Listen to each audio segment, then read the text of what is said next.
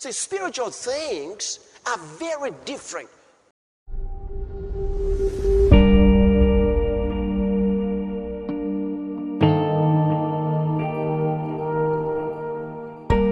All things whatsoever you shall ask in prayer, believing, you shall receive.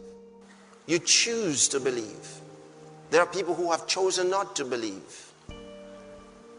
Not because they cannot believe, but they chose not to believe.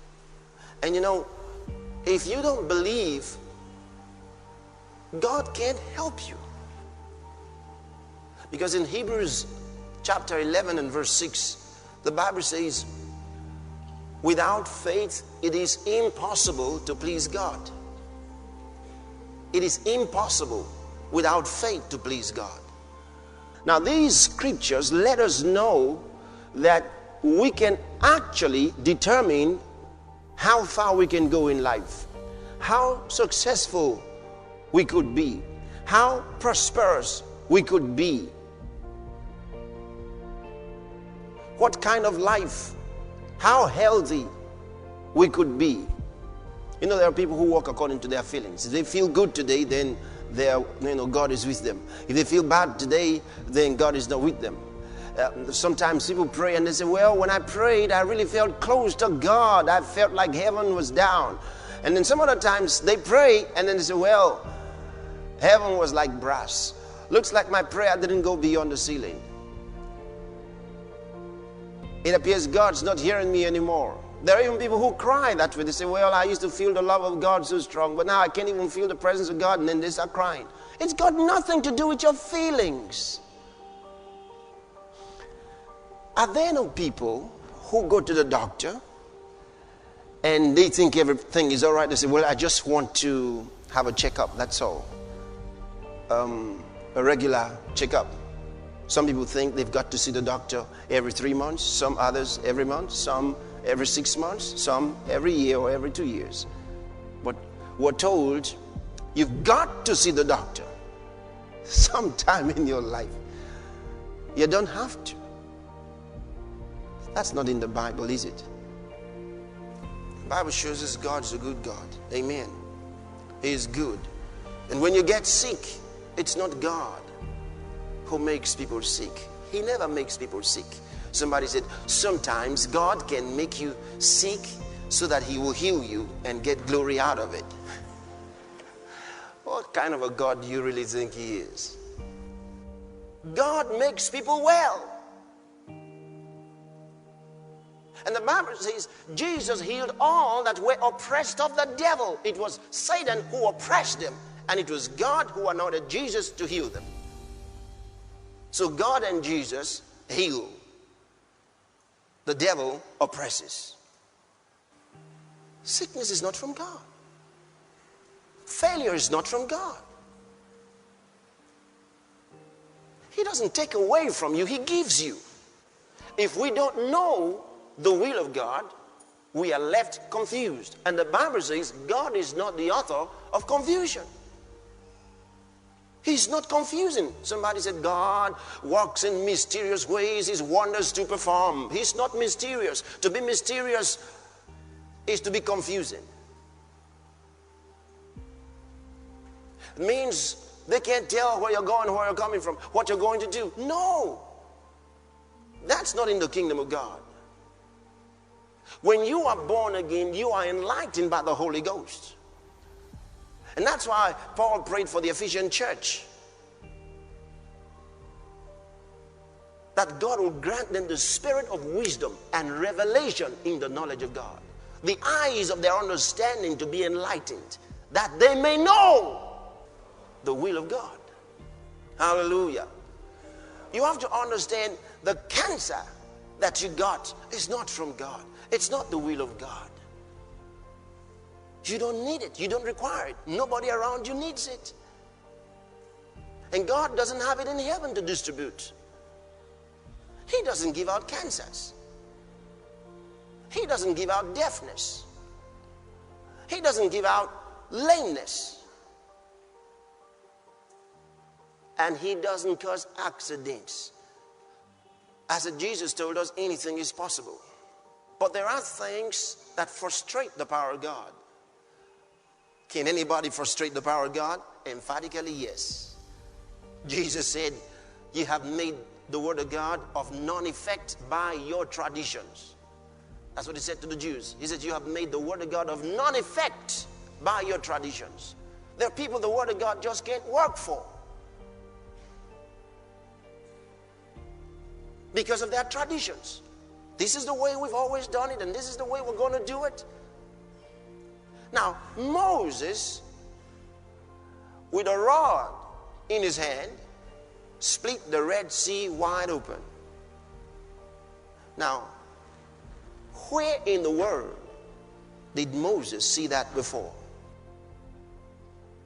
When you walk with God, you have to be ready for something new. He can do something new with your life that he's never done with anybody yet. And you have to be open enough to let God do something new with your life. Because he can. He says, I will do a new thing, saith the Lord. Nobody was ever like you. Nobody's like you today. And nobody will ever be like you.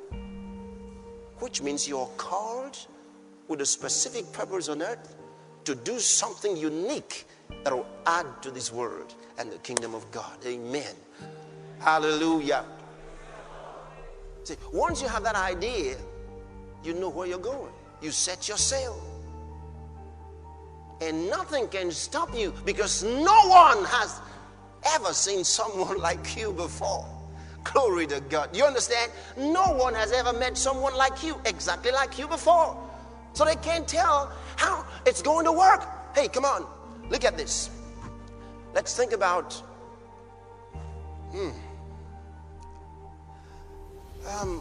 the lawn tennis player. I think which of them is number one? You know their names.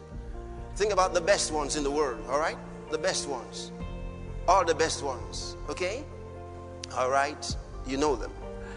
Now, some of those guys are paid something about $3 million and above. All right, for a good game. Hey, come on. For a good game. That same racket and that same ball in your hand may not mean much if you can only discover that thing inside you that's different from everybody else and let it stand up tall. You'll be it if you just let it come up. Every man has it in him. Every woman has it in her. It's there in you. Fear can stop the flow of God's power. Fear that it will not work. Fear that I'm losing it. Fear of failure. Fear can stop the flow of God's power. So you must banish fear. See, spiritual things are very different from carnal things. You don't reason out. Divine healing, that's why it's called divine healing. It's spiritual. And when it comes to you, you can only keep it by spiritual law. And when God blesses you in any way, you can only retain it by spiritual law. But when Jesus heard it, he answered him saying, fear not. He said, this is your first pregnancy. You just saw blood. Fear not. He said, fear not, only believe. She's dead, cold dead. And then Jesus says, fear not. Fear not, what do you mean fear not? It's all gone. Isn't it too late? She's dead.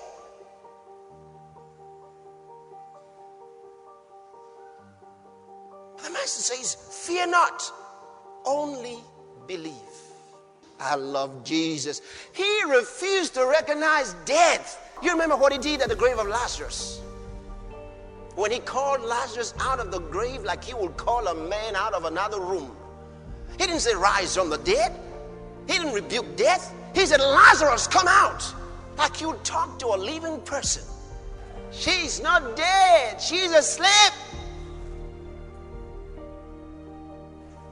Wasn't that what he did about Lazarus? He said, our friend Lazarus is sleeping and I want to go wake him up. His disciples said, hey man, if he's sleeping, that's okay. Jesus said, I mean he's dead. Now you believe, you're expectant. Yes, everything is going to work out right. But then, the bad news, it's worse. Jesus says to you today, fear not. Hallelujah. Fear not, only believe.